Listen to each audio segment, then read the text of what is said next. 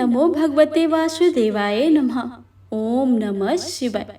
हे प्रिय भक्तजनों, आज आषाढ़ मास बृहस्पतिवार का दिन है और आप सभी रसपान करेंगे बृहस्पति देव महाराज की बहुत ही दुर्लभ एवं पावन व्रत कथा, जिसको सुनने मात्र से ही मनुष्य के सभी पाप नष्ट हो जाते हैं और समस्त मनोकामनाएं पूर्ण हो जाते हैं। आइए प्रेम भाव भक्ति से रसपान करते हैं आज की कथा का। तो एक बार प्रेम से बोलिए, विष्णु भगवान की जय, लक्ष्मी माता की जय, लक्ष्मी नारायण भगवान की जय। विष्णु भगवान की कृपा और माता लक्ष्मी की कृपा आप सभी पर और आप सभी के परिवारजनों पर सदा सदा ही बनी रहे। ऐसी मंगल कामना के साथ आज की कथा का शुभ आरंभ करते हैं। जय श्री गणेश। भारतवर्ष में एक प्रतापी और दानी राजा राज करता था। वह नित्य गरीबों और ब्राह्मणों की सहायता करता था। यह बात उसकी रानी को अच्छी नहीं लगती थी। वह ना ही गरीबों को दान देती थी और ना ही भगवान का पूजन करती थी और राजा को भी दान देने से मना किया करती थी। एक दिन राजा शिकार खेलने वन को गए हुए थे तो रानी महल में अकेली थी। उसी समय बृहस्पति देव साधु वेश में राजा के महल में भिक्षा लेने के लिए आए और भिक्षा मांगी। रानी ने भिक्षा देने से इनकार कर दिया और कहा कि हे साधु महाराज, मैं तो दान पुण्य से तंग आ गई हूँ। मेरे पति सारा दिन लुटाते ही रहते हैं।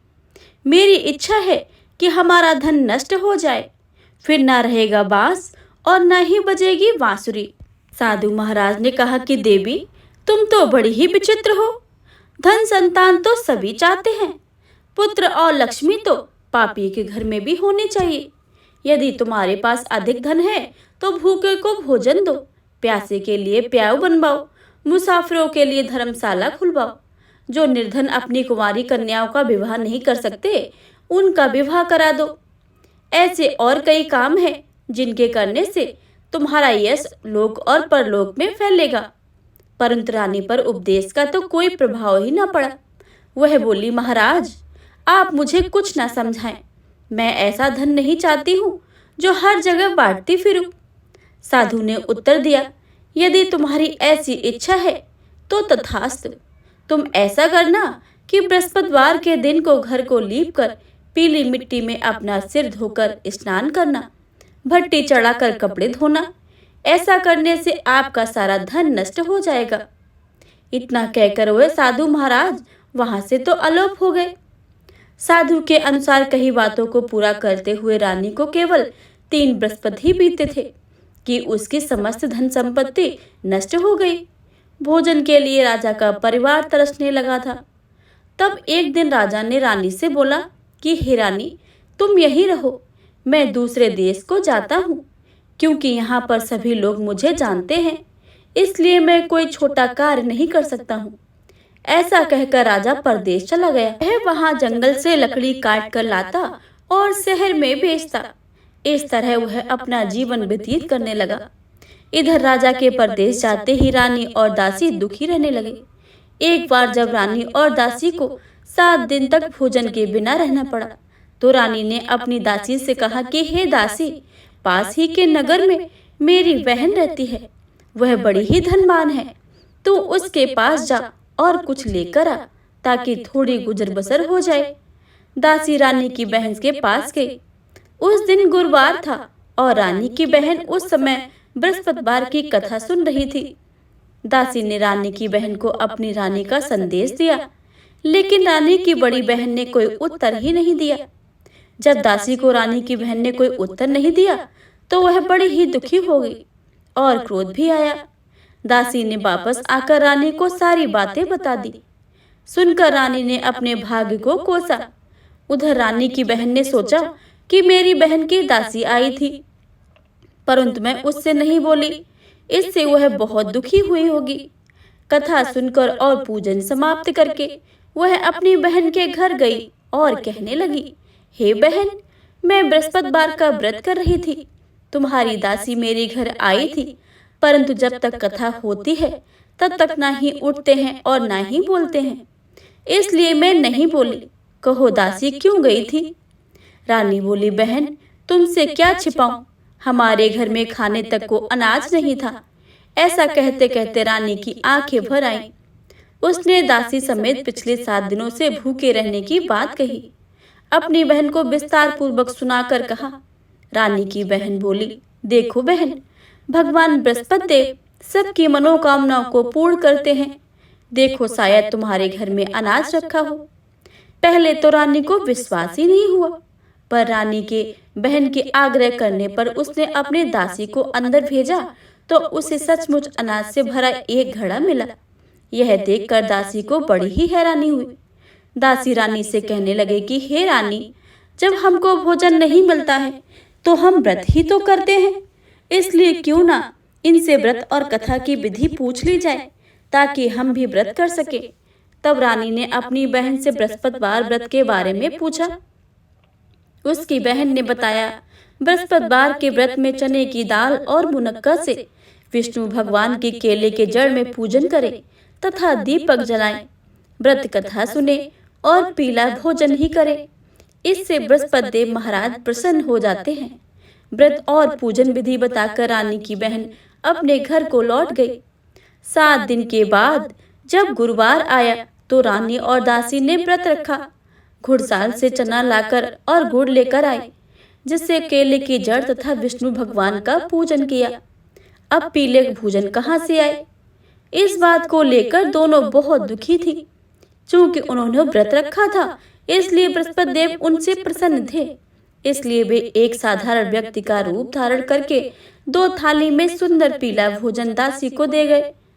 भोजन पाकर दासी बहुत ही प्रसन्न हुई। फिर रानी के साथ मिलकर भोजन ग्रहण किया। उसके बाद से सभी गुरुवार को व्रत और पूजन करने लगी।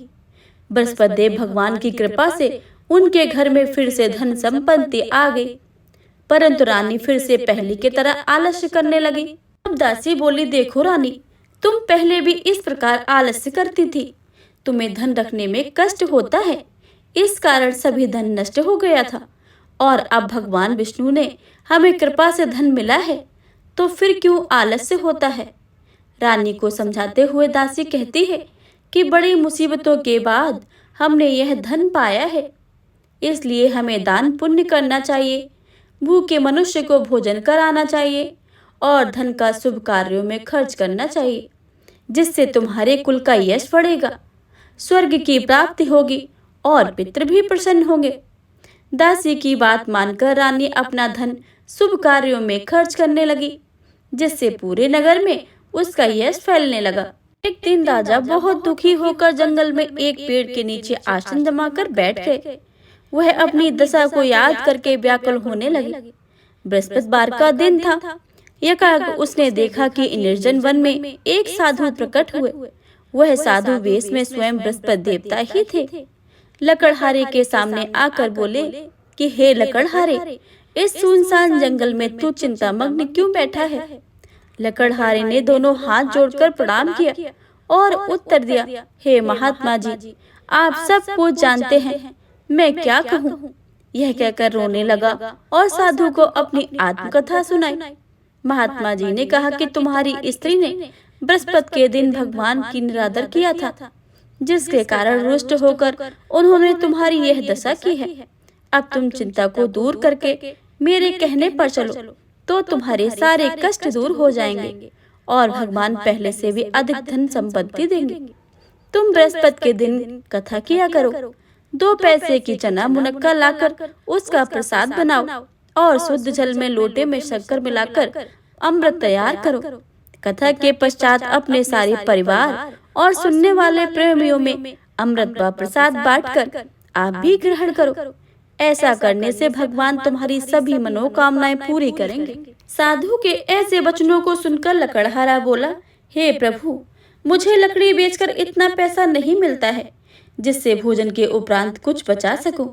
मैंने रात्र में अपनी स्त्री को व्याकुल देखा है। मेरे पास कुछ भी नहीं है जिससे मैं उसकी खबर मंगा सकूं। साधु ने कहा कि हे लकड़हारे, तुम किसी बात की चिंता मत करो। बृहस्पति के दिन तुम रोजाना की तरह लकड़ियां लेकर शहर को जाओ। तुमको रोज से दोगुना धन प्राप्त होगा।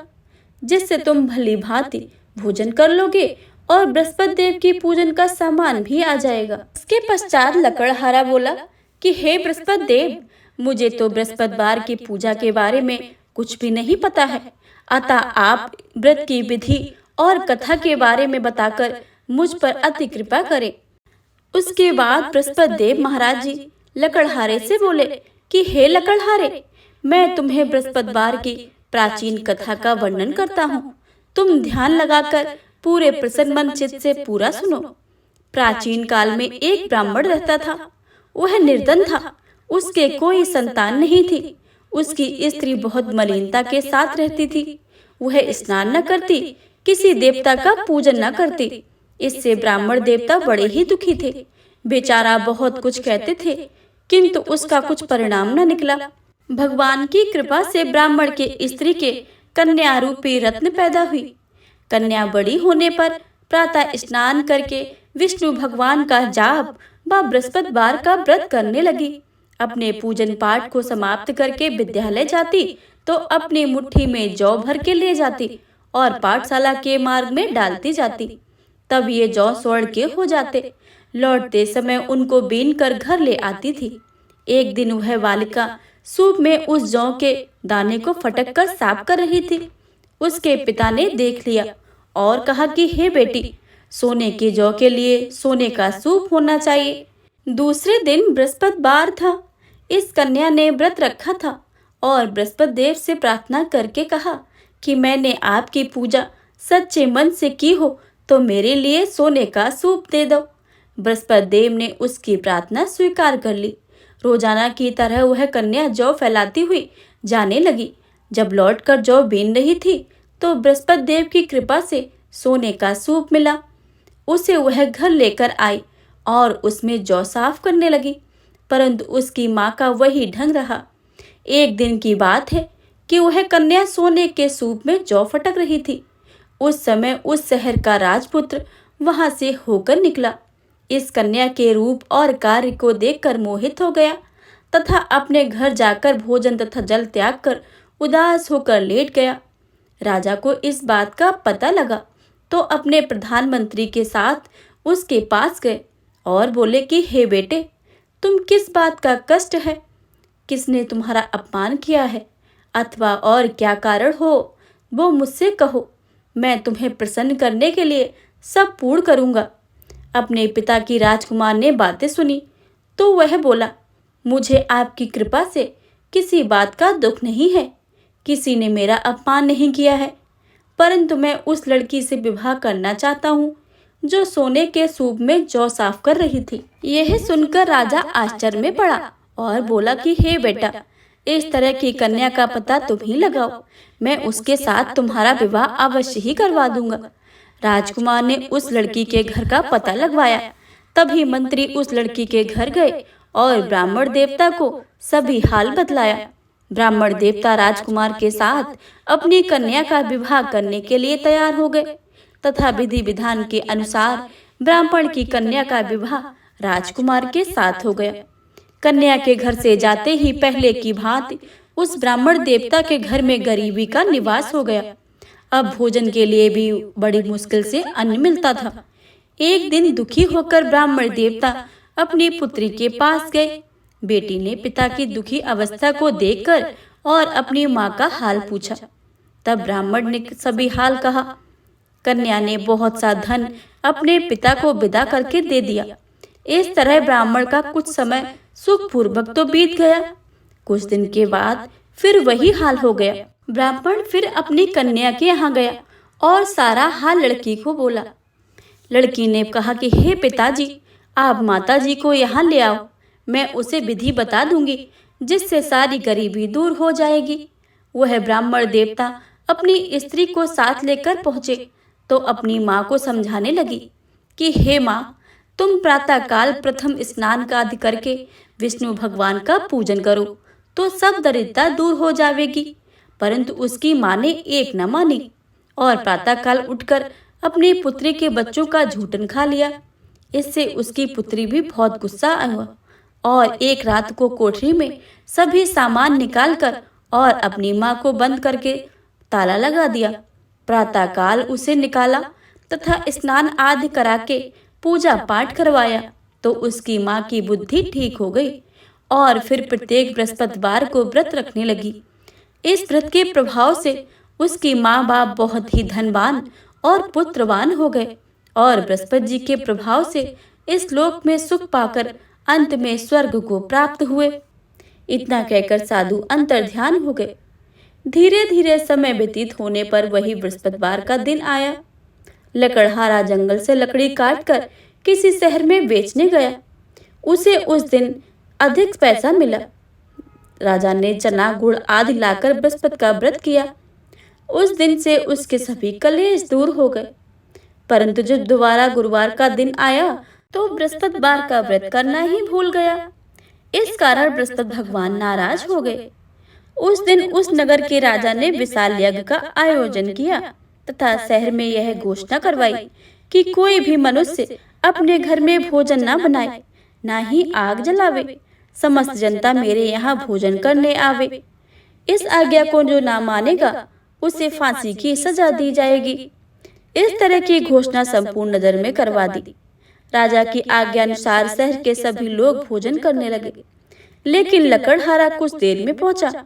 इसलिए राजा उसको अपने साथ घर ले गए और ले जाकर भोजन करा रहे थे तो रानी की दृष्टि उस खूंटी पर पड़ी जिस पर उसका हार लटका हुआ था। वह वहां पर दिखाई नहीं दिया तो रानी ने निश्चय किया कि मेरा हार इस मनुष्य ने चुरा लिया है। उसी समय सिपाहियों को बुलाकर उसको कारागार में डलवा दिया। जब लकड़हारा कारागार में पड़ गया और बहुत दुखी होकर विचार करने लगा कि न जाने कौन से पूर्व जन्म के कर्म मुझसे यह दुख प्राप्त हो रहा है, और उसी साधु को याद करके रोने लगा जो कि उसको जंगल में मिला था। उसी समय तत्काल बृहस्पति देव साधु के रूप में प्रकट होकर उसकी दशा को देखकर कहने लगे, अरे मूर्ख, तूने बृहस्पति देवता की कथा नहीं कही और इस कारण तुझे दुख प्राप्त हुआ है। अब चिंता मत कर, बृहस्पतिवार के दिन कारागार के दरवाजे पर 4 पैसे पड़े मिलेंगे। उनसे तू बृहस्पति देव की पूजा करना, तेरे सभी कष्ट दूर हो जाएंगे। बृहस्पति के दिन उसे 4 पैसे मिले। लकड़हारे ने कथा कही। उसी रात्र को बृहस्पति देव ने उस नगर के राजा को स्वप्न में कहा, हे राजन, तुमने जिस आदमी को कारागार में बंद कर दिया है वह निर्दोष है, वह राजा है, उसे छोड़ देना। रानी का हार उसी खूंटी पर लटका है। अगर तू ऐसा नहीं करेगा तो मैं तेरे राज को नष्ट कर दूंगा। इस तरह रात्र के स्वप्न को देखकर राजा प्रातः काल उठा और खूंटी पर हार देखकर लकड़हारे को बुलाकर क्षमा मांगी और लकड़हारे को योग्य सुंदर वस्त्र आभूषण देकर विदा कर दिया। बृहस्पति देव की आज्ञा के अनुसार लकड़हारा अपने नगर को चल दिया। राजा जब अपने नगर के निकट पहुंचा तो उसे बड़ा आश्चर्य हुआ। नगर से पहले अधिक बाग, तालाब, कुएं और अधिक से अधिक धर्मशाला, मंदिर आदि बन गई थी। राजा ने पूछा कि यह बाग और धर्मशालाएं किसकी हैं? तब नगर के सब लोग कहने लगे, यह सब रानी और बांदी के हैं। तो राजा को आश्चर्य हुआ और गुस्सा भी आया। जब रानी ने यह खबर सुनी कि राजा आ रहे हैं तो उन्होंने अपनी बांदी से कहा कि हे दासी, देख राजा हमको कितनी बुरी हालत में छोड़ गए थे। हमारी ऐसी हालत देखकर वह लौट ना जाए, इसलिए तू दरवाजे पर खड़ी हो जा। आज्ञा अनुसार दासी दरवाजे पर खड़ी हो गई। राजा आए तो उन्हें अपने साथ लिवा लाई। तब राजा ने क्रोध में करके अपनी रानी से पूछा कि यह धन तुम्हें कैसे प्राप्त हुआ है? तब उन्होंने कहा, हमें यह धन बृहस्पति देव के इस व्रत के प्रभाव से प्राप्त हुआ है। राजा ने निश्चय किया कि 7 रोज बाद जो बृहस्पति सभी का पूजन करते हैं, परंतु मैं प्रतिदिन दिन में 3 बार कहानी और रोज व्रत किया करूंगा। अब हर समय राजा के दुपट्टे में चने की दाल बंधी रहती थी तथा राजा दिन में 3 बार कहानी कहता था। एक रोज राजा ने विचार किया कि चलो अपनी बहन के यहाँ हो आए। इस तरह निश्चय करके राजा घोड़े पर सवार होकर अपनी बहन के यहाँ मिलने चला गया। मार्ग में उसने देखा कि कुछ आदमी एक मुर्दे को ले जा रहे थे। उन्हें रोककर राजा कहने लगा, अरे भाइयों, मेरे बृहस्पति देव की कथा सुन लो। वे बोले, लो, हमारा तो आदमी मर गया है, इसको अपने कथा की पड़ी है। परंतु कुछ आदमी बोले कि अच्छा, कहो, हम तुम्हारी कथा भी सुनेंगे। राजा ने दाल निकाली और जब कथा कही, कथा आधी हुई तो मुर्दा हिलने लग गया, और जब कथा समाप्त हो गई तो राम राम कहकर वह मनुष्य खड़ा हो गया। आगे मार्ग में उसे एक किसान खेत में हल चलाता मिला। राजा ने उसे देखा और उससे बोला, अरे भैया, तुम मेरी बृहस्पतिवार की कथा सुन लो। किसान बोला, जब तक मैं तेरी कथा सुनूंगा 4 हरिया जोत लूंगा, जा अपनी कथा किसी और को सुनाना। इस तरह राजा आगे चलने लगा। राजा के हटते ही बैल पछाड़ खाकर गिर गए तथा किसान के पेट में बड़ी जोर से दर्द होने लगा। उस समय उसकी माँ रोटी लेकर आई थी। उसने जब यह देखा तो अपने पुत्र से सब हाल पूछा, और बेटे ने सभी हाल कह दिया। तो बुढ़िया दौड़ी दौड़ी घुड़सवार के पास गई और उससे बोली कि मैं तुम्हारी कथा सुनूंगी, तू अपनी कथा मेरे खेत पे चलकर ही कहना। राजा ने बुढ़िया के खेत पे जाकर कथा कही, जिसके सुनते ही वह बैल उठ खड़े हुए तथा किसान के पेट का दर्द भी बंद हो गया। राजा अपनी बहन के घर पहुंचा। बहन ने भाई की खूब मेहमानी की। दूसरे रोज प्रातःकाल राजा जगा तो वह देखने लगा कि सब लोग भोजन कर रहे हैं। राजा ने अपनी बहन से कहा, ऐसा कोई मनुष्य है जिसने भोजन नहीं किया है? मेरे बृहस्पतिवार की कथा सुन ले। बहन बोली कि हे भैया, यह देश ऐसा ही है। पहले यहाँ लोग भोजन करते हैं, बाद में अन्य काम करते हैं। अगर कोई पड़ोस में है तो मैं देख आऊं। वह ऐसा कहकर देखने चली गई, परंतु उसे कोई ऐसा व्यक्ति नहीं मिला जिसने भोजन ना किया हो। अतः वह एक कुमार के घर गई जिसका लड़का बीमार था। उसे मालूम हुआ कि उनके यहाँ 3 रोज से किसी ने भोजन नहीं किया है। राजा ने अपने भाई की कथा सुनाने के लिए कुम्हार से कहा तो वह तैयार हो गया। राजा ने जाकर बृहस्पति की कथा कही, जिसको सुनने से उसका लड़का ठीक हो गया। अब तो राजा की प्रशंसा होने लगी। एक रोज राजा ने अपनी बहन से कहा, हे बहन, हम अपने घर को जाएंगे, तुम भी तैयार हो जाओ। राजा की बहन ने अपनी सास से कहा। सास ने कहा कि चली जा, परंतु अपने लड़कों को मत ले जाना, क्योंकि तेरे भाई की कोई औलाद नहीं है। बहन ने अपने भैया से कहा कि हे भैया, मैं तो चलूंगी, पर मेरा कोई बालक नहीं जाएगा। राजा बोला, जब कोई बालक नहीं चलेगा तब तुम भी क्या करोगी? बड़े दुखी मन से राजा अपने नगर को लौट आया। राजा ने अपनी रानी से कहा कि हम निर्वंशी हैं, हमारा मुंह देखने का धर्म नहीं है, और कुछ भोजन आदि नहीं किया। रानी बोली कि हे प्रभु, बृहस्पति देव ने हमें सब कुछ दिया है, वह हमें औलाद अवश्य ही देंगे। उसी रात को बृहस्पति देव ने राजा से स्वप्न में कहा कि हे राजन, उठ, सभी सोच त्याग दे, तेरी रानी गर्भ से है। राजा की यह बात सुनकर वह बड़ा ही खुश हुआ। 90 महीने में उसके गर्भ से एक सुंदर पुत्र पैदा हुआ। तब राजा बोला कि हे रानी, स्त्री बिना भोजन के रह सकती है, पर बिना कहे नहीं रह सकती है। जब मेरी बहन आए तो तुम उससे कुछ मत कहना। रानी ने सुनकर हाँ कर दिया। जब राजा की बहन ने यह शुभ समाचार सुना तो वह बहुत खुशी हुई और बधाई लेकर अपने भाई के यहाँ आई। तभी रानी ने कहा है, घोड़ा चढ़कर तो नहीं आई, गधा चढ़ी आई हो। राजा की बहन बोली, भाभी, इस प्रकार ना कहती तो तुम्हें औलाद कैसे मिलती? बृहस्पति देव ऐसे ही हैं, जैसी जिनके मन में कामनाएं हैं सभी को पूर्ण करते हैं। जो सद्भावना पूर्वक बृहस्पतिवार का व्रत करता है एवं कथा पढ़ता है और सुनता है, दूसरों को सुनाता है, बृहस्पति देव महाराज उसकी सभी मनोकामनाएं पूर्ण कर देते हैं। प्रेम से बोलिए, बृहस्पति देव महाराज की जय। ओम जय बृहस्पति देवा, स्वामी जय बृहस्पति देवा। छिन्न छिन्न भोग लगाऊं, कंदली फल मेवा। ओम जय बृहस्पति देवा। तुम पूर्ण परमात्मा, तुम अंतर्यामी, जगत पिता जगदीश्वर तुम सबके स्वामी। ओम जय बृहस्पति देवा। चरणामृत निज नरमल सब पातक हरता। सकल मनोरथ दायक कृपा करो भरता। ओम जय बृहस्पति देवा। तन मन धन अर्पण कर जो जन शरण पड़े। प्रभु प्रकट तब हो कर आकर द्वार खड़े।